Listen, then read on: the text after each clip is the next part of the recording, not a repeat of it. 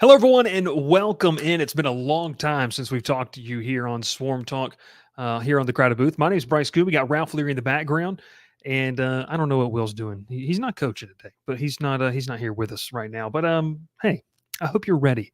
Action pack spring practice report, a inside look, never before seen inside what happened at Georgia Tech's scrimmage last Saturday. Cannot wait for you to get your eyes on some fantastic footage. All that and more on tonight's episode, Swarm Talk, brought to you by the Crowded Booth. Pile in here and make yourself feel at home. The Crowded Booth is coming on. The Crowded Booth with Bryce Koon.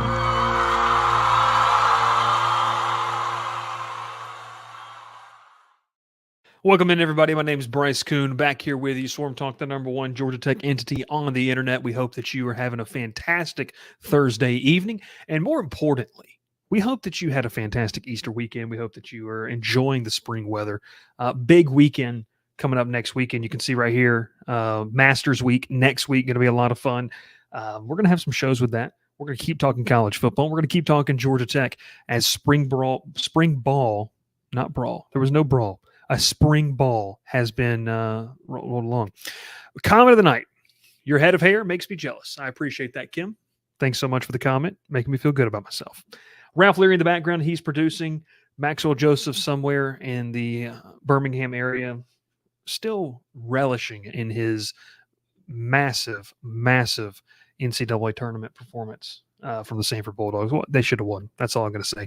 Hey, we are going to be having a lot of fun tonight, talking college football, talking Georgia Tech, and most importantly, giving you some news and notes and some tidbits and starting to get into some conversation as we begin to kind of look at what a depth chart could look like. Who's standing out so far in spring ball, and including some never before seen footage. You haven't seen this anywhere.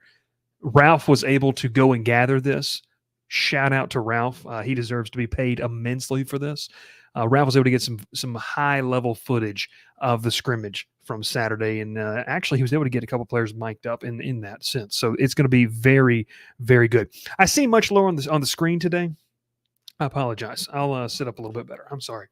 We're in the middle. We're getting ready to pack and move, so had to finagle a different little setup today. But hey, pumped up to be here. Pumped up to talk with you. Let's start here before we get started. Make sure you subscribe to the channel if you have not already. And one other thing, we're getting ready to launch a fundraising campaign. Ralph's going to put it in the chat for you. It's a link. And essentially what we're trying to do here with the show is move it more into an official capacity. This has been a fantastic project for us. You don't have to put the whole link up there, Ralph. But that link right there, you can go put that wherever you want. Like you can go search that, and we would love for you to be able to support the show. We're going to be really, ramping up this campaign here in the next couple of weeks or so. And we've leaked it on the Discord, and we're going to put it here in tonight's show. But really what it's going to be helping us do is just continue to build upon what we want for not just the Georgia Tech portion, but this entire Crowded Booth. I mean, hey, we do have a business license for what they want this to become.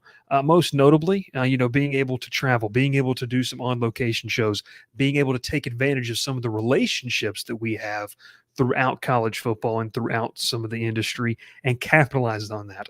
Like we said, this is completely for you guys to invest in this product and for us to turn around and put the best product out there for you. So we would love for you to be a part of that as we start to kind of, fundraise this new opportunity. More information on that coming here in the next couple of weeks. But Ralph put that link down there if you would like to. And I think it comes out to, Ralph, the amount of, Maxwell and I were talking about this. You click on there, you see our goal. If every member of the Discord just sent in $30, we'd hit it. And that, when you break it down like that, that's not too bad. Now, look, if you can't do 30, you can only do something else. That's completely okay as well. We just want your support as we continue to make the best possible product for you as well. And I look what Dr. Bob says. Put the coins in the tin can, folks. Getting Shane Beamer on the show takes capital. Yeah, I mean, look, I'll just say this real quick about this. And if you haven't already, check out that interview. It's kind of gotten some more views over the past 24 hours. We appreciate that. But, we're able to do these interviews and we're able to do these things fairly to the point of where we can do it virtual. the next component is getting on campus, and it's something that requires that type of commitment. And look, I hope Will joins us. I don't know if he will, but I think Ralph and I are going to be trying to plan a trip here pretty soon. That's going to be a lot of fun, and it's just content that we're not able to do unless we're doing that. So I love this. Lee says podcast ain't free. Send a check, even if it's only $30. We need 1,000 fans send a check every quarter. That would be 120 annually. If we get 120,000 annually, I'm bringing Ralph on. I mean, like full-time employee. Like we're doing it. So, hey, we would really, really appreciate that. Talking college football here, and we start with this. The scrimmage recap. Ralph, you can go and throw up that first banner. So, like I said, and we're going to show it here in a couple seconds, the scrimmage, we're going to talk about what came out of it, the early returns. And while I'm not super concerned about what kind of everyone has heard out of this scrimmage, but let's start with this. Never before seen footage. Ralph, do you want me to play it or you got it? You tell me. You want me to? Okay, I'm going to do it. Ralph's he's doing that. So this is what we heard. Supposedly, Haynes King walked out on the field. He saw the defensive alignment, this new defense that Tyler Santucci was putting out there. And this is words from his own mouth, never before seen footage of what he was able to capture. Ralph was able to get it. I don't know if Ralph was peeking through the wrought iron gates at Rose Bowl Field. I have no clue. This is what was overheard Haynes King saying, never before seen footage. Time for us to scrimmage some losers. Now look, you take it for what it's worth. Offense supposedly dominated the defense, but the defense was also excited to be there. And look, they threw some shade back there at Haynes King. Yeah, we got a scrimmage. Got a scrimmage. Hey, look, we like to have fun on the show. Look, in all seriousness, this scrimmage recap is amazing to kind of just talk about during spring ball, although I don't want to take everything away from it, because look, we've seen positive scrimmage notes. We've heard rumors of positive scrimmage things over the past couple of years. What are the characteristics that you want to get out of spring ball? I think that's one of the biggest questions that we talked about 2 or 3 weeks ago when we last did our live show. We're going to pick these back up. But the characteristics of a good spring ball is going to be, one, when you have a new coordinator and the installation of that scheme and system. And when you leave spring ball, how comfortable do you feel about the guys that are there for you? We're going to have some notes on some specific guys that I think is going to be really exciting to kind of learn about their growth, the guys that we really haven't heard a ton about. But all that to say is this is an opportunity for Georgia Tech to really get the learning process, what translates in the film room, what translates in these team meeting rooms, onto the field.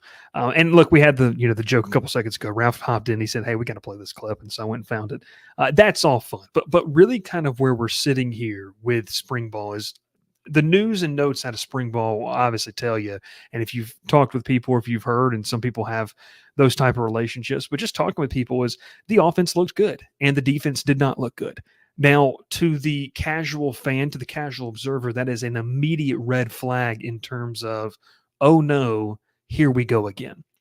But you do have to kind of understand, like the spring ball portion, it's not very detailed in the sense of they're not going to be necessarily showing everything. They're not necessarily going, and that they're not going to do that in the spring game here in a couple weeks.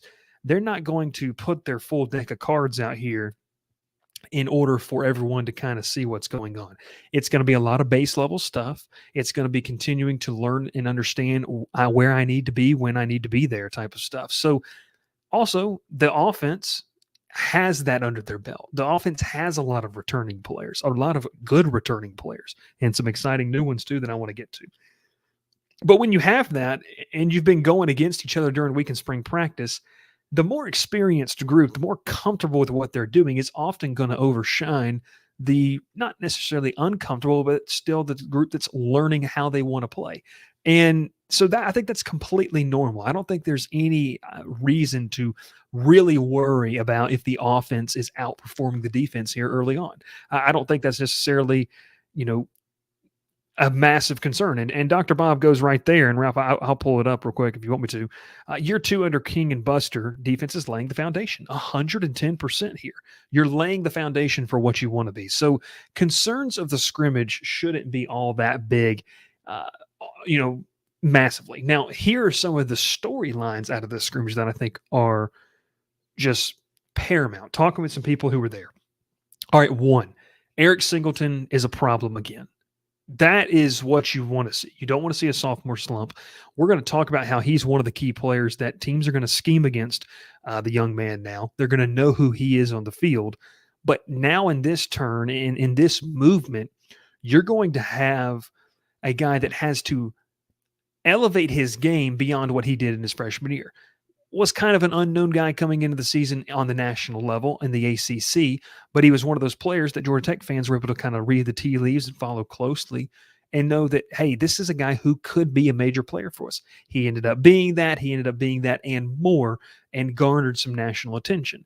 Now, the precipice of what a good player is going to be, the crux of that is, how can I take that next step to not just be that guy that had a good freshman year, but to build upon that? And it seems like Singleton has done just that. His ability to get open is something that was raved about from different opposing coaches. And I think that when you talk about separation, that was a part of his game of understanding the footwork and the route running and separation. Like, folks, I covered this past season 2 first-round draft picks, and that's what everyone says about, Malik Neighbors, is his separation is elite. Eric Singleton was a track star. Eric Singleton was a really, really good runner. He has speed. Understanding how to harness that speed and utilize that footwork, that's what takes him to the next level. And all signs indicate that last Saturday in that scrimmage, that was exactly what happened. That's exactly what people wanted to see. And moving forward, that's what makes you wide receiver 1 on a championship level team. So Eric Singleton taking that next step and continuing to prove that is absolutely massive.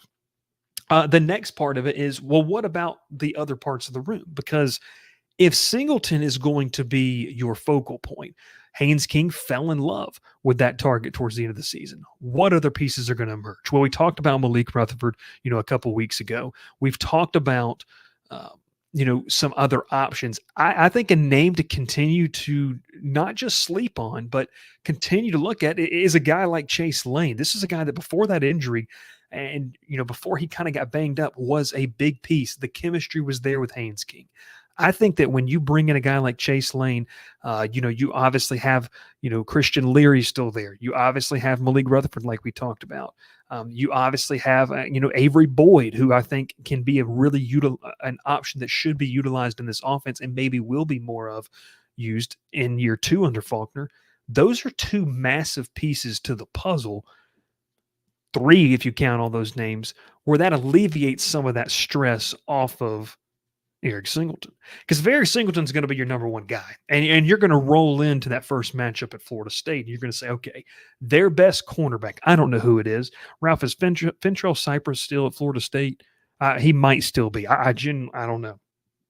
If he's still there at Florida State, or whoever their cornerback 1 is, that's the guy that's going to be following Eric Singleton from sideline to sideline, no matter where he goes. And at some points, they're going to bracket him. Well, to force him not to be bracketed, to get him in some one-on-one coverage, that he's going to win some battles and the other team's going to win some battles, you have to have other guys that can be proven commodities, that you can throw it in the game. They're going to catch the ball. They're going to be possession receivers. Not everyone has to be a track star. Not everyone has to be an elite route runner. Tech needs some possession receivers. And so I think that out of those guys and seeing more and more of what they could do, that I think that would be absolutely huge for what they wanted to do. So getting Chase Lane back healthy and in the mix and back into what I think he can be in the rapport that he has with Haynes King, that's going to be massive for what they want to do. Malik Rutherford continuing to kind of ascend behind the scenes. I mean, this is a guy in Rutherford who I feel like has just been a constant. He was kind of overshadowed by Nate McCollum, kind of overshadowed by Eric Singleton, but that guy's a pretty dang good receiver. And in the world of the ACC, no reason that Georgia Tech can't have 2, maybe 3 of the top 10 receivers in the conference. You have that type of talent in this room. It's just a matter of who steps up to the plate and capitalizes on the opportunity and the talent that they have. So I like the room they have. I like what they're able to bring to the table. That's going to be the biggest question. But all indications are you're seeing guys that are building that confidence more and more. And then we kind of get to the other guy in that room that everyone's excited about. It's Leo Blackburn.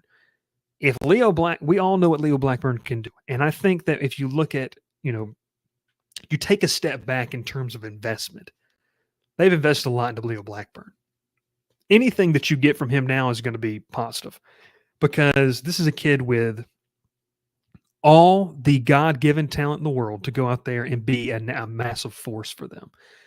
If he can harness that without the worry or the concern that he may have had a couple years ago at having to be the guy, that's massive. That's huge for what you could get in Leo Blackburn. So I'm excited to see if he's a secondary, third, or fourth option. Allowing him to come along in this offense slowly is going to be the plan. The expectation is not going to be for him to have to go out there and catch 8 passes for 115 yards and 2 touchdowns against Florida State. That would be a little much. But this wide receiver room has transformed so much, in large part due to Josh Crawford, who's now in Athens, but also with what they're continuing to try to do.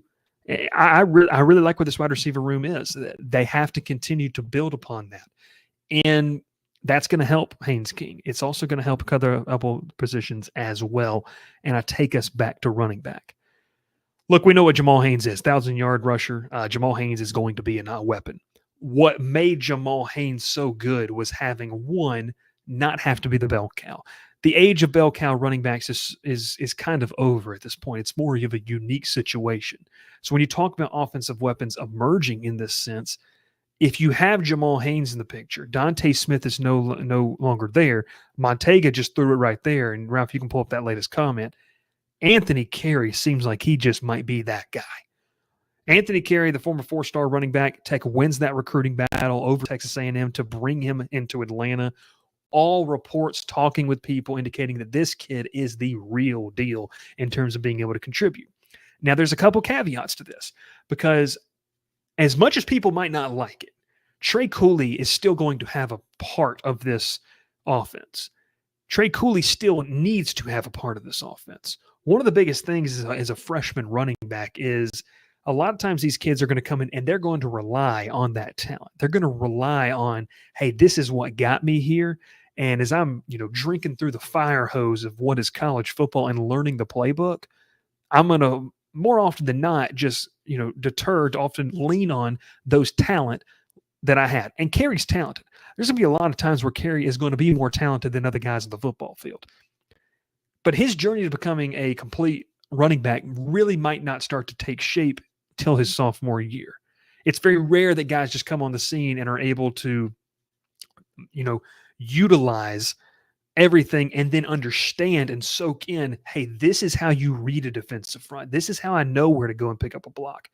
Those type of players are freshman All-Americans. Now, look, I'm not saying Anthony Carey can't do it. Maybe he can. I just would say that expectation shouldn't be put on him. Maybe he puts it on himself. Very confident kid, wouldn't blame him, and I like to see that out of a running back. But Trey Cooley, if healthy and consistent, needs to be a part of this offense. And then you start to get into a situation of where you can rock with, Haynes is going to be there. You can rotate Cooley and Carey. And if that's a consistent, nice little 3-headed monster you could have at running back, you really start feeling good about what you have. I think Dalen Gordon's also a guy that could be, counted on as well. I will say this about it. Evan Dickens is going to be a name. I like Dalen Gordon. I think Dalen Gordon impresses people and is going to be an emergency type guy. We haven't talked about Evan Dickens. Dickens has some size to him. That's another name. Like you really start to kind of get if Cooley's consistent, if Carey's the real deal. We didn't even got to talk about Evan Dickens, who a lot of people came out of camp last year saying, "Oh my gosh, this kid is legit." And talking with some people, it's a kid who made an impact on special teams, is a hard worker, understands the competition that's in that room, and isn't shying away from it. You could almost get to a point where you are 4 deep, which when you really start to kind of go back and look at Georgia Tech, in this transition into a new offense, you had some weapons. You really might have to go back to Jameer, Jordan Mason, and Dante Smith to where you were like, okay, those are 3 options.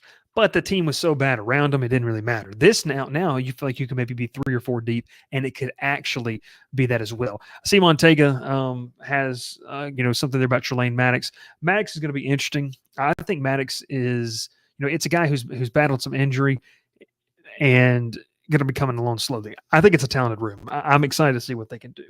You will notice I did not mention one particular name that has come back to that room, and would not be surprised if that's the name that re-enters his name back into the portal after that. But that's running back. That's also receiver. And look, you know what you got to quarterback. You got Haynes King. You're going to have the other guys battling. Graham Knowles and Aaron Filer are going to continue to come along. But man, it's going to be very, very, very exciting. And then kind of, the offensive weapons. Once they get Keelan Rutledge healthy, this offensive line is going to be awesome, in my opinion, in just terms of what you can put out on the field. I think it's a group that, hearing from coaches in the press conferences, they're going to be cross-trained. These guys are going to know how to do almost every, job on the field. That not only helps them here at Georgia Tech, but it's going to help them for their NFL future. Guys that maybe they're playing tackle at the college level, but to play in the NFL, they're going to have to slide into guard. Guys that maybe they're a guard, but they also have the ability to play center. And there's just, you go down the list of names. I think it's really going to be exciting to kind of watch how that group does. And it's no surprise when you kind of go through all of that you sit in a scenario, you sit in a situation of, and, hey, the offense kind of dominated that scrimmage on Saturday. Montega says, do I have the show script or what? Montega, I promise you, I have not shared this document with anyone. I think it's shared with Ralph, but it is, it's going to be, really, really interesting. So let's kind of talk, though, about this defensive install. Before we do, Ralph, you can take down that banner. Before we do, Ralph says he's the leak. Go ahead and throw that little thing up there. Section 103. We got to shout our guys out. Presenting sponsor here of our show. They do a fantastic job of Swarm Talk with, sponsoring this show, the headline sponsor of what we do. And look, you guys at this point, you know what it is. You can use code Crowded Booth for a nice discount off your first order. Hey, it's Happy 404 Day. This is an opportunity for you to get some fantastic gear. And just right in front of that beautiful skyline, you see, or skyline. Great stuff. More comfortable than the club seat. Section 103. Shout out to them, presenting sponsor of our show that we have here. All right, so we will continue to talk defense here. And Ralph will start some comments, and we'll get to those questions at the end. But if you got questions in, go ahead and get those in, and we'll talk about that at the end. Let's talk a little bit now about defensive install. I mentioned this in the beginning. I'm not worried in terms of, I'll put it like this. If the defense is not going to be good this year, it's not going to be because of what's happening in the spring scrimmage. Let's just get that out of the way. If the defense is not going to be a top 75 unit this year, just because they didn't perform well last Saturday is not a massive indicator of that. It's install, guys. It's learning where to be and, where to have your eyes. And like I said earlier, translating what I'm watching on film and what these coaches are drawing up on the whiteboards and translating that to what you can do on the field. Now, a couple of things and notes I wanted to make here. You obviously, this is just basic stuff. It's a learning curve. It's learning a new system, learning how new coaches want to teach things, and implementing that on the field. It's like if you're in a new job and you're trying to be trained on the job, you're not going to get it right away. And if you're trying to compete against a guy who's been on the job for already a year and understands everything, well, of course, he's going to beat you if you guys try to go head-to-head on that.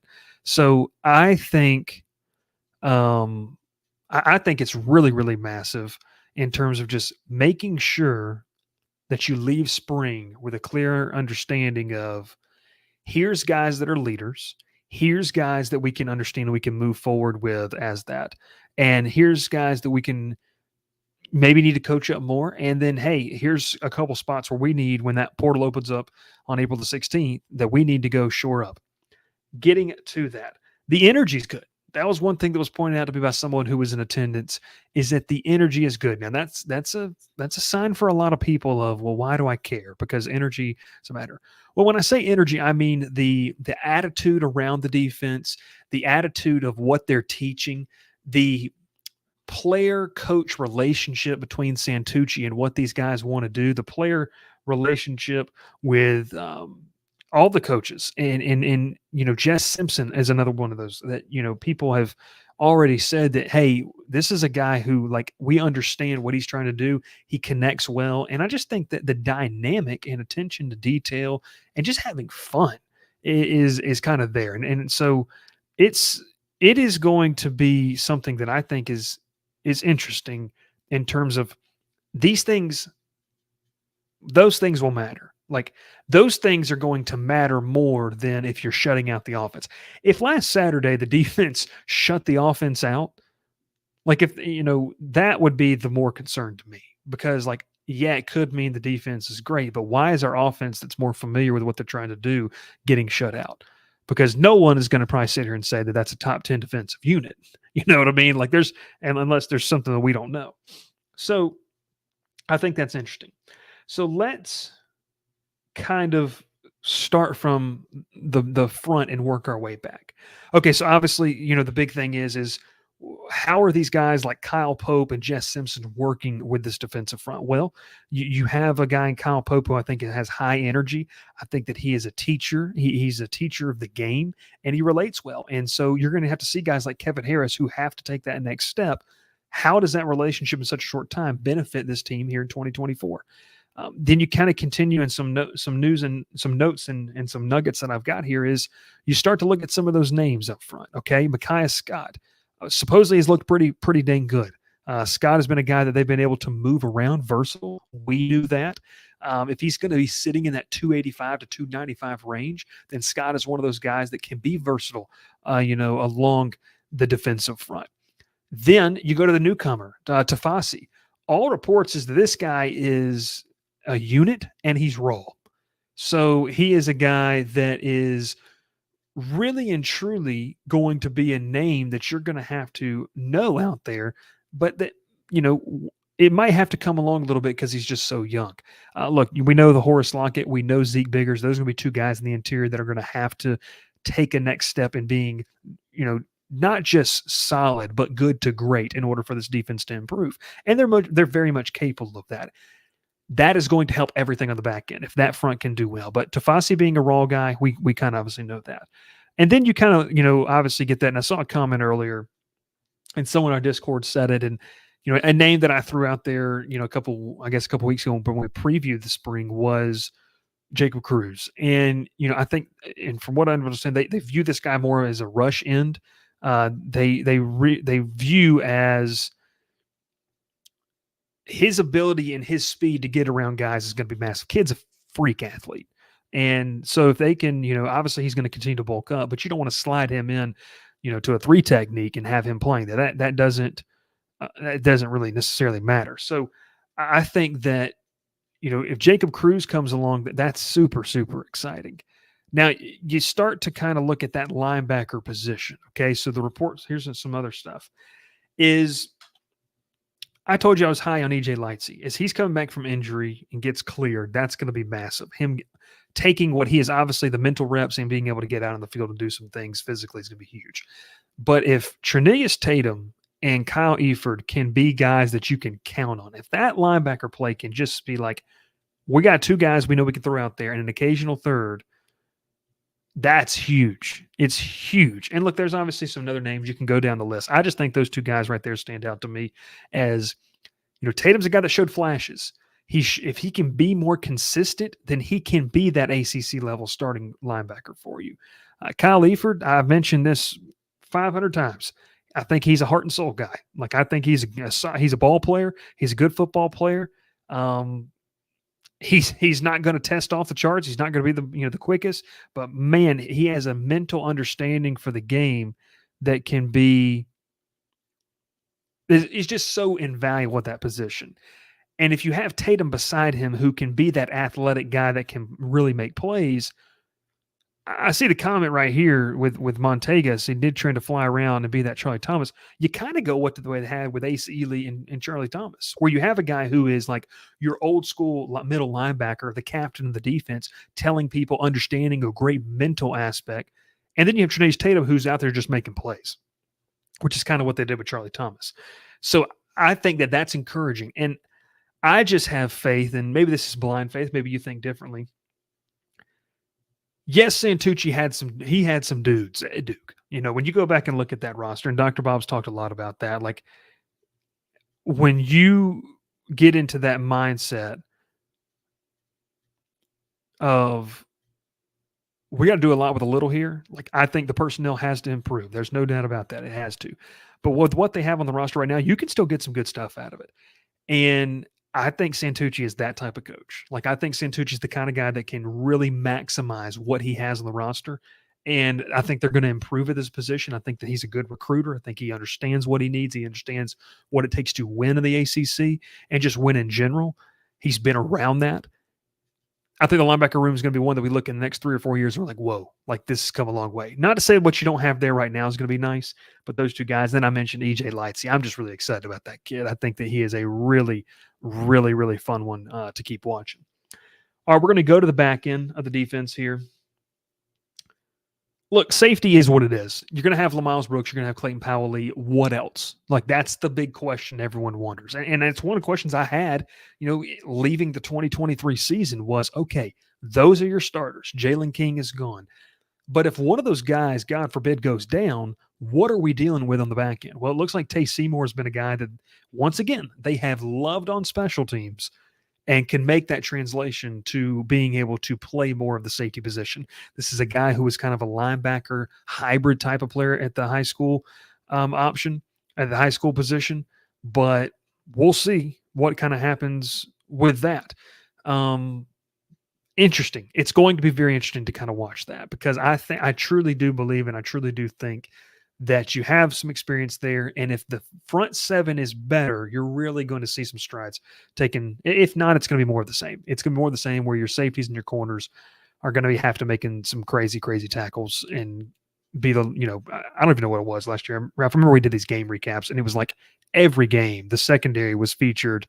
The secondary was featured in essentially like 3 or 4 of the top 7 tacklers were guys in the secondary. You just can't have that week in and week out. All right, going over to corner. I'm going to be creating a depth chart, and you've kind of gotten a feeling for this. My top 3 guys on this depth chart right now at the cornerback position. I've got Mr. Warren Burrell. This is a guy that I told you should be excited about coming into spring ball. And supposedly, and from talking with people, has lived up to the billing of what they've wanted. A guy that gets it, asks the right questions. The linebackers had a 56 overall tackling, in my opinion. Yeah, that's not too wrong. Warren Burrell was a guy that got it in the film room. He understood it. He asked the right questions of coverages, of where he needs to be, understands the game of the football. And he's been a guy that's been balling in spring practice. That, to me, is massive in terms of what you need to be able to be a real piece to the puzzle to solve this pass defense issue. Warren Burrell, big physical dude. Ralph, give me the side. What would they have him listed at? I got it right here, pal. Never mind. All right, so they've got him, of course. If Georgia Tech's website doesn't have this updated, they've got him 6'1", I mean, you're talking about a guy with good length, good size.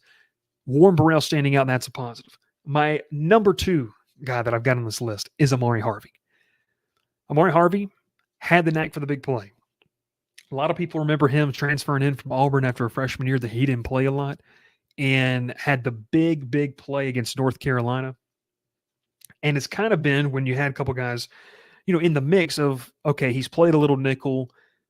He's kind of been that third corner on the field.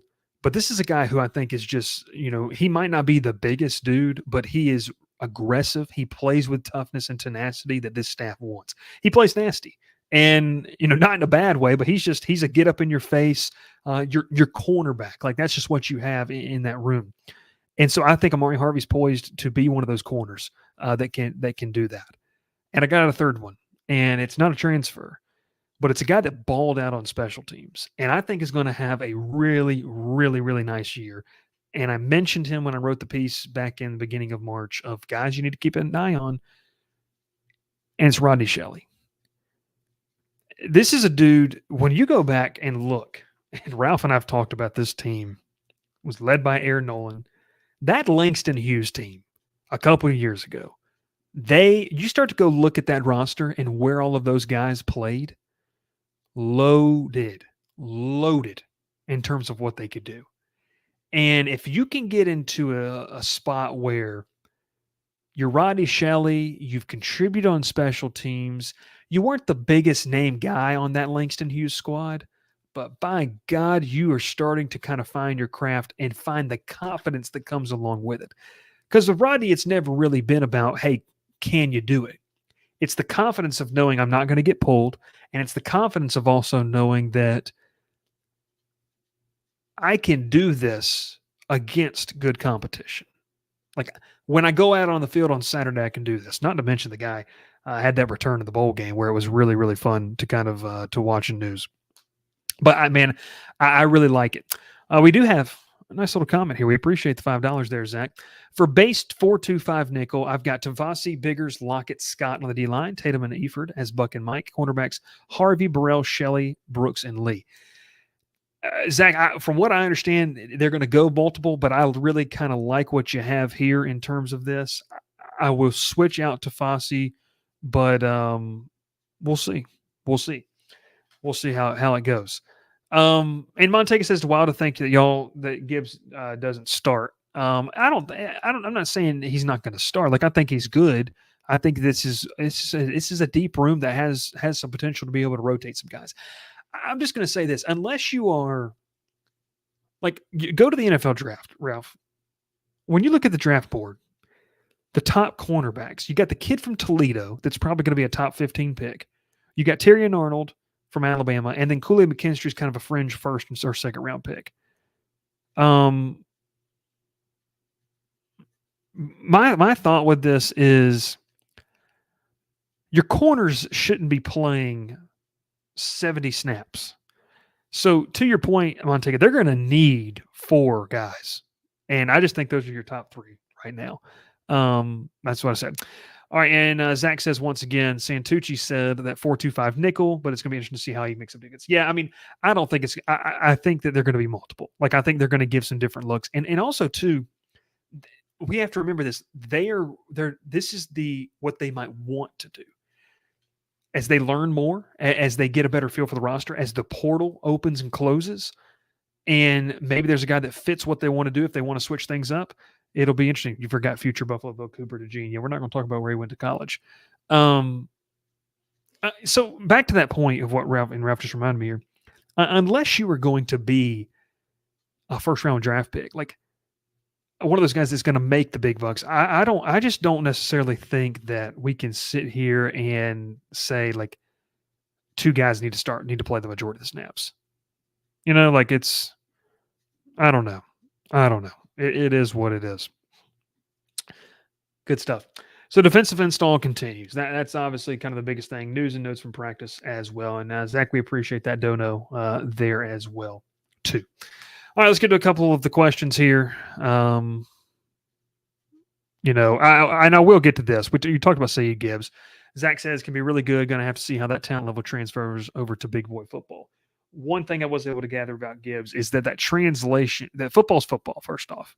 And yes, the levels are different, but his understanding of the game is good. This understanding that it has not been too fast for Gibbs so far, which is a very positive sign when you talk about jumping from the FCS to the FBS level. So I think that it's really, really good for him in terms of, hey, it's not been too fast. His head hasn't been on a swivel and he's in the clouds. He doesn't know what's going on. He's been a positive piece to that puzzle. Excited about that. That's exciting. That's really, really, really good stuff. Ralph provided this fantastic thing here. Eric Singleton ran a 10.56 100-meter back in March. Yeah, that kid is unfreaking believable. It's really, really good. All right. We continue to go and move along here. It just says how many people. We got 44 people watching live. Hey, make sure you jump in. If you like the video, share it and subscribe it as well. Any of the bigger questions we had going on, go ahead and get them in. If not, I'll get to a couple of comments after that I liked. This offense alone will be enough to carry us to 5 or 6 wins. The defense will be the difference between 5 and potentially 8 and 9. Yeah, I mean that's not that. I don't completely disagree with that. Montega says running back room, wide receiver room, and offensive line room are light years ahead of where it was 2 years ago. Agreed. I'm going to go back to this, Louis. I actually 110% agree with you. The offense should be able to get you to 5 wins. Where the defense is going to have to be better for you to get to 7 or 8. And I don't think that's too out of the. That's a crazy take. Mr. Singh, how you doing, sir? Mr. Singh had a fantastic on our call-in show a couple weeks ago. One of the best talks we've ever had. Tight end utilization was all right last year. Where do we go from there? Great question. I mean, look, you've got some names. I think that you're going to have to be able to utilize them more. I just really want to see if they're going to put Avery Boyd there, or they're going to utilize him like a tight end in some sets. Be interesting to me. But I think Faulkner's got more up his sleeve. He's got to get that personnel group more to where he wants, and I think he's getting there. And 2, like, this is year 2. I don't think he's shown everything that he can do from a player or from a play calling standpoint. It just depends on the personnel. I think they're getting closer. Coffee Killer says, don't know if you said or not, are you going to the spring game on the 13th? I will not be there. And Ralph answered that as well. Ralph, I'm going to sneeze real quick. Oh, that was tough. Montega says defense will be top 60, yay or nay? I'm not going to answer that until I look at some of the numbers. I want to see what registered a top 60 defense last year. That would be my biggest take with that. We're going to continue to go.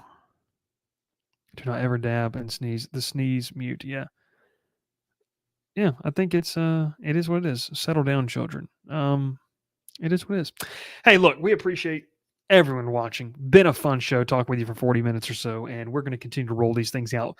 A couple things like we did, and Ralph had it up there. We're going to launch this fundraising campaign with the GoFundMe. We really would like for you to be a part of that and just get in on the ground level to be able to really make it a part of us. It's going to be a ton of fun, interesting. Jonesy has not hit the ad tonight. Shout out the kid. Let's get to this one right here. I could see super chat there from Ramblin. I could see the offense winning us GSU, VMI, Syracuse, Duke, and maybe UNC. Everyone else, that's a question to be left unanswered until the fall. Well, lucky for you, Zach, we're going to be rolling here in the next couple of weeks with previewing some of the schedules, looking at some of those Vegas win totals, and the whole crew is going to go ahead and we're really gonna get into that. I don't even think you're that far off, though. I can see the offense winning you, GSU. I think you can outscore all 5 of those teams. I think you can. After that, that's kind of where I sit too. So, what a good man. Appreciate that. All right. So, like I said, that link is going to be down there. We would love for you to be able to, just be a part of it. Jones says Zach needs to join the Discord. Hands down, definitely do. If you have not already, join the Discord. Go check out some of our merch. We're really going to start pushing that here very soon, getting some new stuff in there. Potentially also getting 2 new sponsors, which is going to be great as well.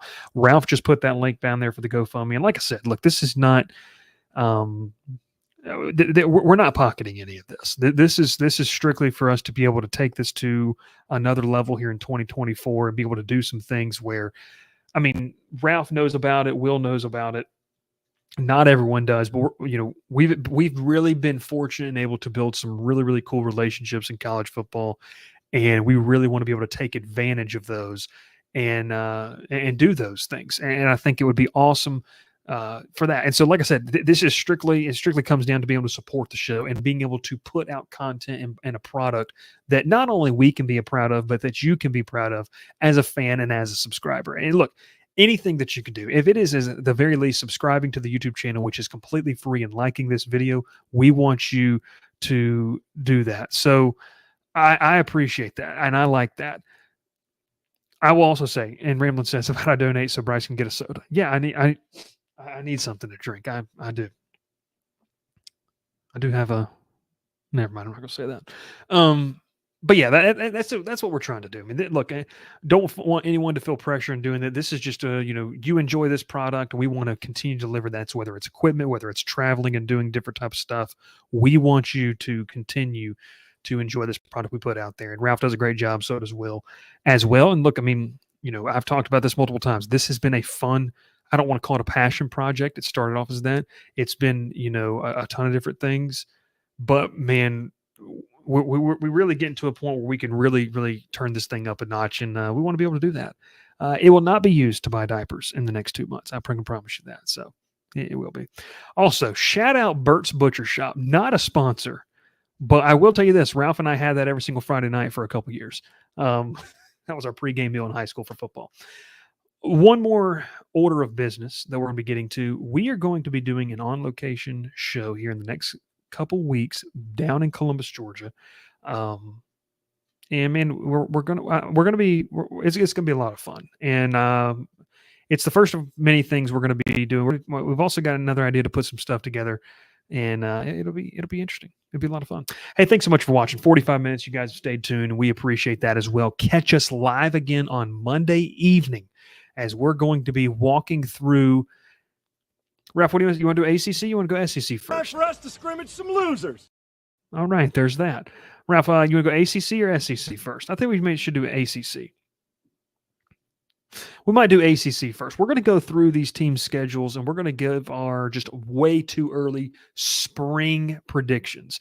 Mr. Rogers ends it on a bang. He says, "Go Jackets," and live show from Soho. Is there a Soho in Columbus? I don't even know. There's a Soho in Rome, Georgia. I've been to that one before. So, all right. My name is Bryce Koon. That's Ralph Leary in the background. We will catch you next time here on the Crowded Booth Swarm Talk. Pile in here and make yourself feel at home. The Crowded Booth is coming on. The Crowded Booth with Bryce Koon.